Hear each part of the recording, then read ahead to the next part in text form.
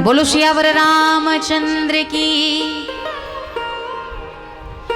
मैं निवेदन कर रही थी आप सभी से, द्वार पर सनकादिक जब आते हैं, जय और विजय ने द्वार पर रोक दिया। कहाँ जी, कहाँ चले? भगवान अभी विश्राम कर रहे हैं।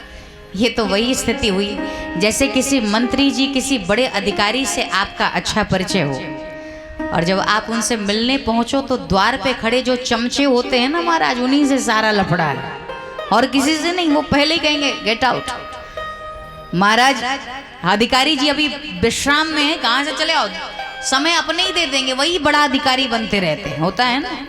जो चमचे होते हैं ये आज के चमचे नहीं है, अनादि काल के चमचे हैं महाराज। और आपको दरवाजे से ही भगा देते हैं और चक्कर पे चक्कर काटते जाओ। अधिकारी जी को पता तक नहीं चलता कि आपका आगमन हुआ। तो ये कथा कहती है, सनकादिकों ने कहा भगवान के लोग रहते हो और भक्तों को भगवान से मिलने पर रोकते हो, हम तुम्हें श्राप देते हैं, जाओ एक नहीं 3 जन्मों तक तुम राक्षस बन जाओ। जब कोई संत को भगवंत से मिलने पर रोकता है तो उसकी यही गति होती है और श्राप दे दिया, जाओ 3 जन्मों तक राक्षस हो जाओ। बोलो सियावर रामचंद्र की। यानी भगवान के लोग रहने वालों का भी पतन हो जाता है। तो अगर हम और आप सावधान नहीं रहे तो हमारा क्या होगा भगवान नहीं जाने। और पतन हुआ वही जय और विजय। विद्वान श्रोता बैठे हैं जानते हैं, वही जय और विजय सतयुग में हिरण्याक्ष और हिरण्यकशिपु बने। वही जय और विजय द्वापर में शिशुपाल दंतवक्र बने। वही जय और विजय त्रेता में रावण और कुंभकर्ण बने। एक सतयुग में भगवान को वाराह और नरसिंह अवतार लेकर हिरण्याक्ष हिरण्यकश्यप के वध के लिए आना पड़ा। द्वापर में भगवान को कृष्णा अवतार ग्रहण करके आतताई को समाप्त करने के लिए आना पड़ा। और त्रेता में साक्षात राम स्वरूप में परात्पर परम ब्रह्म को आना पड़ा। तो 3 जन्मों का श्राप मिटाने के लिए भगवान को ही आना पड़ा। तो ये कथा कहती है पहला कारण है जय और विजय के उद्धार के लिए भगवान आए। लेकिन दूसरा, प्रताप भानु के कारण कपट मुनि के चक्कर में पड़कर उसने भोजन इत्यादि की जिम्मेवारी प्रताप भानु ने कपट मुनि को दे दी। और जो ब्राह्मण भोजन के लिए आए और कपट मुनि ने ब्राह्मण को भोजन जो कराया जाने वाला था उस भोजन में मांस मदिरा का मिश्रण कर दिया। जिस मांस मदिरा को सामने ब्राह्मणों के रखा गया, आकाशवाणी हुई, क्योंकि ब्राह्मण को पता ही नहीं इसमें मिला क्या। आकाशवाणी हुई कि ब्राह्मण उठिए, जिस भोजन को करने जा रहे हैं इसमें मांस मिला हुआ है। ब्राह्मणों ने उठ करके प्रताप भानु को श्राप दे दिया कि जाओ राक्षस बन जाओ परिवार सहित। और आप कथा जानते हैं, बाद में प्रताप भानु को भी एक कुसंग में पड़कर, कपट मुनि के चक्कर में पड़कर उनकी बात मानने का यह परिणाम हुआ कि उन्हें राक्षस बनना पड़ा। कहते हैं वही रावण बनकर आया जिसके उद्धार के लिए भगवान आया। तीसरी बात आती है, सती वृंदा के श्राप के कारण भगवान को संसार में आना पड़ा। सती वृंदा का पति जलंधर है, बड़ा बलशाली है, लेकिन किसी ने कहा भगवान ने यही तो मर्यादा छोड़ दी, क्योंकि भगवान ने सती वृंदा के साथ क्या किया, छल किया। गोस्वामी जी कहते हैं, छल करी टारे उता सुव्रता प्रभु सुर कारज कीन। भगवान ने सती वृंदा के साथ छल किया, क्योंकि भैया जलंधर को ये आशीर्वाद प्राप्त था कि जब तक उसकी पत्नी का सतीत्व भंग नहीं होगा, जलंधर की मृत्यु नहीं होगी। और उसकी पत्नी, और गजब की बात तो ये है कि आप शास्त्र उठा करके पढ़ें तो जितने भी राक्षस हैं इनकी पत्नियां बड़ी पतिव्रता होती थी। इनकी पत्नी तो पूछो मत, इतनी पतिव्रता होती थी जिनके पातिव्रत धर्म के बल पर इनके पतियों के भीतर अगाध ताकत होती थी। हमें भी लगता है कि देवियों में इतनी ताकत होती है ना, यदि ये माताएं चाहे ना, इन्हें सामान्य मत समझिएगा, ये तो देवी पूज पद कमल तुम्हारे, सुर नर मुनि सब होई सुखारे। ये साक्षात भगवती हैं, जिसकी पत्नी अच्छे चरित्र वाली होगी, जो बड़े ही भाव वाली होगी, मन से, वाणी से, कर्म से निश्चित रूप से अपने परिवार की समृद्धि चाहने वाली होगी, तो याद रखना उसके पति का कभी पतन नहीं हो सकता। पतनात् त्रायते इति पत्नी, जो पति को पतन से बचा ले वही तो पत्नी है। और जिसकी धर्म पत्नी, अब इसका मतलब ये नहीं है कि सारे भैया लोग बैठ के बड़े खुश हो रहे हैं कि चलो अच्छा ही है, पूजा ये करें, भजन ये करें, लाभ तो हमें ही मिलने वाला। अब एक और आपको बात बता दें, ज़्यादा खुश होने की ज़रूरत नहीं है। दरअसल पति जब पूजा, भजन, दान, पुण्य करता है तो उसका आधा अर्धांगिनी होने के कारण उसकी पत्नी को ट्रांसफर हो जाता है। आप जो भी यजन भजन करोगे आपका आधा इनको मिलता ही मिलता है। लेकिन जो आदमी पत्नी के बल पर ही बैठे हैं, एक बात बताऊं, जब ये यजन भजन करती हैं, चूंकि पति की अच्छा भाव पति के प्रति हो तो उनका वृद्धि तो होता है, लेकिन यजन भजन अगर देवी करती हैं तो इनका पर्सनल अधिकार होता है, इनके पर्सनल अकाउंट में इनका सारा पुण्य जमा होते जाता है, इनकी जहां इच्छा वहीं खर्च कर सकती हैं। लेकिन पति देव करेंगे तो आधा पत्नी को मिलता ही मिलता है, और पत्नी का पर्सनल अकाउंट में संचय होता है। लेकिन पत्नियों के जीवन में, स्त्री के जीवन में इतना बड़ा त्याग होता है कि कोई स्त्री, ईमानदारी से बताइए, इतनी देवियां यहाँ पर बैठती हैं, हजारों की संख्या में बैठती हैं, ईमानदारी से बताइए क्या कोई देवी अपने बारे में सोचती है कभी? अगर मैं उठा लूं और प्रश्न भी इनसे पूछना शुरू कर दूं कि प्रश्न पूछिए, तो कोई कहेंगी मेरा बेटा सुखी कैसे होगा, कोई कहेंगी मेरे पति का काम नहीं बनता, बन जाए देवी जी, इतनी कृपा हो जाए, मेरा बेटा बन जाए। यानी इनकी खुशी किस में है? मेरे पति का उद्धार हो तो हम खुश हैं, मेरा बेटा अच्छे पद को प्राप्त करे तो हम प्रसन्न हैं, मेरे बेटे का अच्छा हो, मेरे पति का अच्छा हो, मेरे ससुराल वालों का अच्छा हो, मेरे मायके वालों का अच्छा हो। एक देवी अपना पूरा जीवन एक स्त्री का त्याग में बीतता है। इनसे बड़ा तो कोई ब्रह्मचारी भी त्यागी नहीं हो सकता, जो अपने पर्सनल के लिए कोई नहीं सोचती।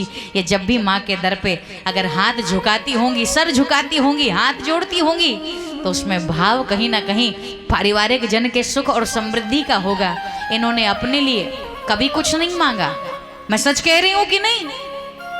सच ही कह रही हूं, आप हमें बताओ या ना बताओ, पर हम जानते हैं, क्योंकि मेरे पास बड़ी माताएं आती हैं और एक ही प्रश्न लेकर के। हमारे भी 20 साल का अनुभव है कि सब खुश हो जाएं तो हम तो पीछे, हम तो खुश हो ही जाएंगे। यही स्त्री के त्याग का अद्भुत स्वरूप है। ये जो बैठी हैं ये सामान्य नहीं है, यह तो साक्षात भगवती हैं। बोलो दुर्गा मैया की जय, बोलो देवी मैया की जय। तो यदि पत्नी चाहे अपने पति का उद्धार, पति को अच्छे राह में लगा सकती है, ये पत्नी के भीतर ताकत होती है। सतीवृंदा बहुत बड़ी पतिव्रता है और इनके पति महान आतताई, जो दूसरों का धन लूटे, दूसरे की पत्नी का सतीत्व भंग करे, ऐसा जलंधर है। लेकिन इनकी पत्नी सतीवृंदा अपने पति के प्रति एक निष्ठ व्रत रखने वाली। भगवान ने कहा, और एक बढ़िया सूत्र है, शायद आपको बात अच्छी ना लगे फिर भी मैं कहती हूं, याद रखना, जिस धर्म का आश्रय लेकर उसके अंतर्गत अधर्म पल रहा हो, जिस धर्म की आड़ में अधर्म पल रहा हो, तो भैया ऐसे धर्म को समाप्त कर देने में कोई बुराई नहीं है। जिस धर्म का आश्रय लेकर उसके भीतर अधर्म पल रहा हो, तो आज भगवान ने क्या किया? ये धर्म है क्या? सतीवृंदा का पातिव्रत धर्म। छल करी टार्यो सुव्रता, प्रभु सुर कारज कीन, प्रभु सुर कारज कीन। प्रभु ने काम बना दिया। कहते हैं सती स्त्री, अगर पातिव्रत धर्म का पालन करने वाली स्त्री, भगवान ने कोई छल नहीं, भगवान जलंधर का वेश बनाकर आए और इन्होंने पांव स्पर्श किया, पर पुरुष के स्पर्श मात्र से उनका सतीत्व भंग हो गया और पति जलंधर की मृत्यु हुई। बाद में सती वृंदा ने भगवान को श्राप दिया, उस श्राप के कारण भगवान को संसार में आना पड़ा। यह भी एक कथा जुड़ती है। बोलो सियावर रामचंद्र की। अब कथाएं तो बड़ी अनंत है भैया, अनगिनत कथाएं हैं, ऐसे नहीं आते, लेकिन एक बड़ी प्यारी कथा आपको और बताएं। एक कारण और, चौथा कारण भगवान के आने का गोस्वामी जी कहते हैं। अभी तक पार्वती जी शंकर जी की बात सुन रही थी। आहा प्रभु, बड़ी अच्छी बात है, बहुत सुंदर बात आप बता रहे हैं। तो भगवान के आने का ये भी कारण है, वो भी कारण है, ऐसा भी कारण है। लेकिन जब नारद जी के विषय में कहना शुरू किया भगवान शिव ने, भगवान शंकर कह रहे हैं नारद शाप दीन एक बारा, दीन एक बारा, कलप एक लगी अवतारा, कलप एक लगी अवतारा, नारद शाप दीन एक बारा, दीन एक बारा, कलप एक लगी अवतारा, कलप एक लगी अवतारा। माँ ने सुना और कहा कारण कवान श्राप मुनि दीना, श्राप मुनि दीना, का अपराध रमापति कीना, का अपराध रमापति कीना, ओ का अपराध रमापति कीना, का अपराध रमापति कीना। और बड़ी अच्छी बात कह दी। जब तक सबकी बात थी अभी तक पार्वती जी अच्छा ऐसा भी है, ऐसा भी आने का कारण है, लेकिन जब नारद जी की बात आई तो थोड़ा अलर्ट हो गए, क्योंकि नारद जी पार्वती जी के गुरु जी हैं ना, उन्हीं के कहने पर तो शिव जी मिले, तपस्या करने गई थी। जब गुरु जी की बात आई तो बिल्कुल अलर्ट होके बैठ गई सावधान मुद्रा में। और शब्द क्या है, बुद्धिजीवी बैठे हैं विद्वान लोग, मैया कह रही हैं कारण कवन श्राप मुनि दीन्हा। क्या कारण है कि नारद जी ने श्राप दे दिया? अरे का अपराध रमापति कीन्हा, भगवान ने ऐसा क्या कर दिया? भगवान की ऐसी कौन सी गलती हो गई कि उनको श्राप का भागीदार होना पड़ा? यह सुन करके भगवान शंकर ने कहा, एक बार ये नहीं कहती कि नारद को क्या सूझी कि वो भगवान ही को श्राप देने चल पड़े। उल्टा कहती है कि भगवान ने कौन सी गलती की, गुरुदेव ऐसे नहीं कुछ कहेंगे, कुछ ना कुछ बात बिगड़ी होगी। यानी अपने गुरु के प्रति अगाध श्रद्धा, यही तो श्रद्धा मैया पार्वती सिखा रही हैं। अब इस संदर्भ में बड़ी सुंदर कथा कहते हैं। एक बार नारद जी वीणा बजाते हुए श्रीमन नारायण नारायण नारायण श्रीमन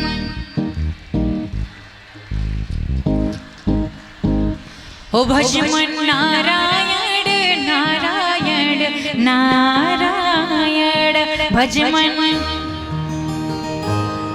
बोलिए श्रीमन नारायण नारायण नारायण श्रीमन, जोरदार आवाज, ओ भजमन नारायण नारायण नारायण भजमन,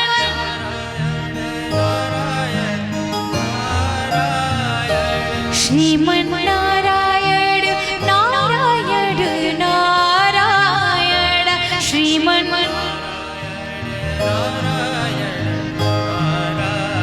और नारायण नारायण नारायण करते हुए जैसे ही देखो जगह का बहुत प्रताप होता है, ऐसे सुंदर हिमालय की वह अद्भुत पर्वतों से घिरा हुआ वह अद्भुत स्थान जहाँ चारों ओर मानो सुगंधित वातावरण है, बड़ा सुंदर स्थान है।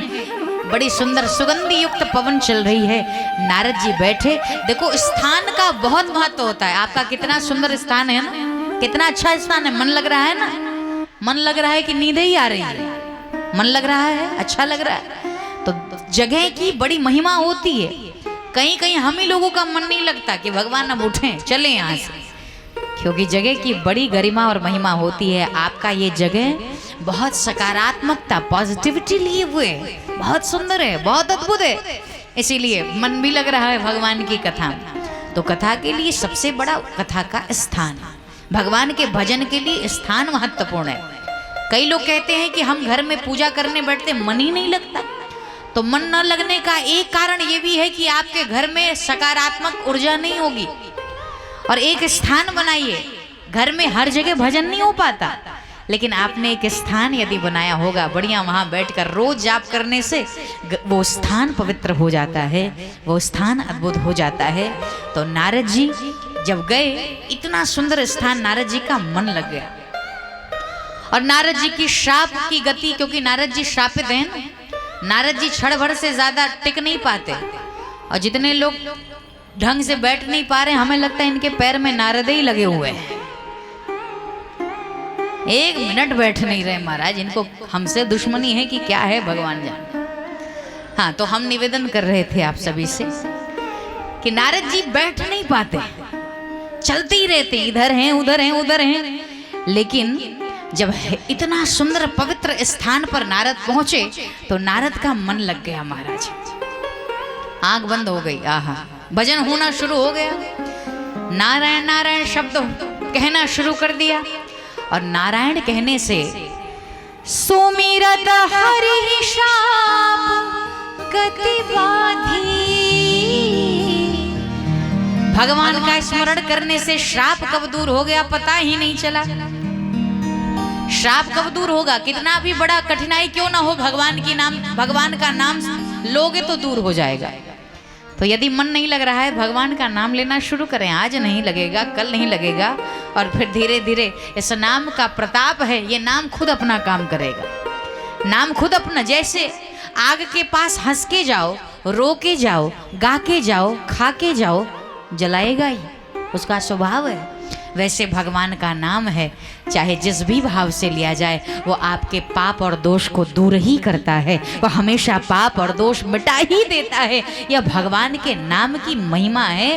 भाव कुभाव अनख आलस हूँ, और नाम जपत मंगल दिसी दसहूँ। तो अपना जो लगन है भगवान से लगा लीजिए, और जब भगवान से लगन लग जाती है तो क्या हो जाता है, शाप दूर हो जाता है, काम बन जाते हैं, घर में पॉजिटिविटी आती है। तो आप कहेंगे कि हम तो बड़े बिजी रहते हैं, सुबह बच्चों को स्कूल भेजना, फिर भोजन बनाना, सास ससुर की सेवा करना, कपड़े इत्यादि साफ करना, पूजन का वक्त ही नहीं मिलता। हम भजन का एक नया उपाय बताते हैं आपको। मैया, अगर आपके पास बैठ करके काम करने का समय नहीं, और आप भी दुकान में बैठने वाले अगर लोग हैं, क्योंकि हमने देखा आपके यहाँ बहुत बड़ा बाजार है, तो हमें लगता है कि लगभग लोग बाजार में कहीं ना कहीं दुकान में बैठे रहते हैं, समय नहीं मिलता। तो अब पूजा की पद्धति थोड़ी बदल दीजिए। अगर समय नहीं मिल रहा है बैठ करके, बहुत बैठकर ध्यान करने का समय नहीं मिल रहा है, बहुत जाप एकांत में बैठकर एकाग्रचित होकर नहीं हो रहा है, समय मिल रहा है, तो अब क्या करो कि भोजन बनाती हो ना, तो भोजन बनाते हुए सीताराम सीताराम सीताराम सीताराम सीताराम, तो भोजन बनाते जाओ, नमक डालती जाओ और सीताराम बोलती जाओ, पूजा भी होगा और जो भोजन बन रहा है ना वो प्रसाद बन जाएगा। क्योंकि कई माताओं को हमने देखा जो पिक्चर के गाने लगा करके व्यंजन बनाती हैं महाराज। बताओ, यहाँ तो ऐसा नहीं है ना। अच्छा, पिक्चर के गाने बजते रहेंगे और बढ़िया व्यंजन बना रही हैं, और खाने वाली की भी बुद्धि बिगड़ी, अपनी भी बुद्धि बिगड़ी, और घर में कलह होगा। लेकिन जब आप भगवत नाम लेकर व्यंजन बनाओगी तो याद रखना, वो व्यंजन नहीं, वो भोजन नहीं, बल्कि वो प्रसाद बन जाता है। खाने वाले की बुद्धि सही रहती है, बनाने वाले का भी कल्याण होता है। जिस भी भजन के माध्यम से भोजन बनाया जाता है वो प्रसाद बन जाता है हमारा। उसको कहीं ले जाने की जरूरत नहीं, ठाकुर जी के चरणों में वो तो भजन गाते बना और ठाकुर जी ने भोग लगा दिया, मिल गया भगवान को। और कई देवियां तो ऐसी हैं जो चप्पल पहन करके भोजन का निर्माण करती हैं। अच्छा, यहाँ तो नहीं होता होगा, लेकिन बहुत जगह ऐसा होता है कि नहीं होता? होता है ना? ओहो, होता है तो झटपट समाप्त कर दो भाई। एक बार एक देवी जी हमारे लिए बढ़िया व्यंजन बना रही थी और देखा चप्पल नीचे हम व्रत थे। हमने कहा अरे देवी जी आप चप्पल पहन करके भोजन, तो उन्होंने कहा देवी जी ये हमारा फलहारी वाला चप्पल है। सोचो, चप्पल भी लोगों के फलहारी वाले होते। अरे भैया, कम से कम कुछ जगह पर चप्पल पहनकर मत जाओ। यदि रसोई गृह में जाती हैं तो अपने पाँव में चप्पल नहीं होना चाहिए। और भजन करते करते, हाँ आप कहती है ठंडी में समस्या होती है, कुछ बिछा लीजिए नीचे और बिछाकर भगवत नाम लेकर के जब भोजन बनाएंगी, और आप भी दुकान में बैठे बैठे भगवान का स्मरण करते करते अपने कार्य को करें। भजन भी होगा, कार्य भी होगा, ना अपना काम छोड़ने की जरूरत, ना कुछ अलग से करने की जरूरत। जो कर रहे हैं उसको यदि भजन बनाना है तो भगवान से जोड़ दो। यदि उस कार्य भी अगर भगवान से जोड़ देंगे तो वही भगवत भक्ति बन जाती है। तो नारद जी ने क्या किया? नारद जी की भी श्राप दूर हो गई, भगवान का नाम ही लेते दूर हो गया। और कैसे? अरे जिनकी लागी रे लगन भगवान में, उनका दिया भी जलेगा तूफान में। जिनकी लागी रे लगन भगवान में, उनका दिया रे जलेगा तूफान में। ओ जिनकी लागी रे लगन भगवान में, उनका दिया भी जलेगा तूफान में। ओ जिनकी लागी रे लगन भगवान में, उनका दिया भी जलेगा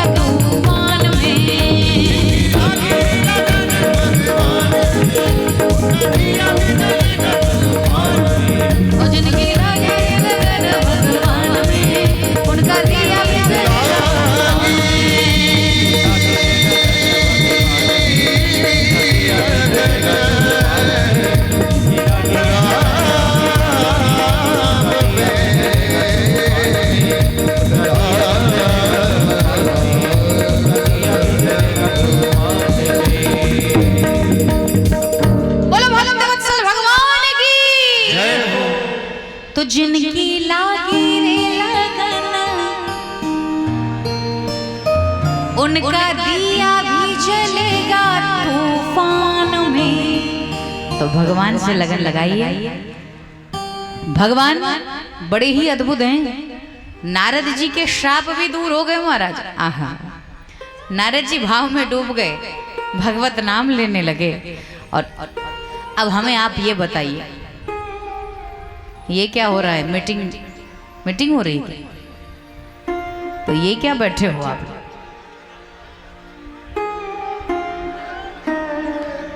इनको दिखाइए कैमरे में, बढ़िया मीटिंग कर रहे हैं। तो इन पीछे बैठ के मीटिंग करिए भैया। बोलो सियावर रामचंद्र की जय। मैं निवेदन कर रही थी आप सभी से,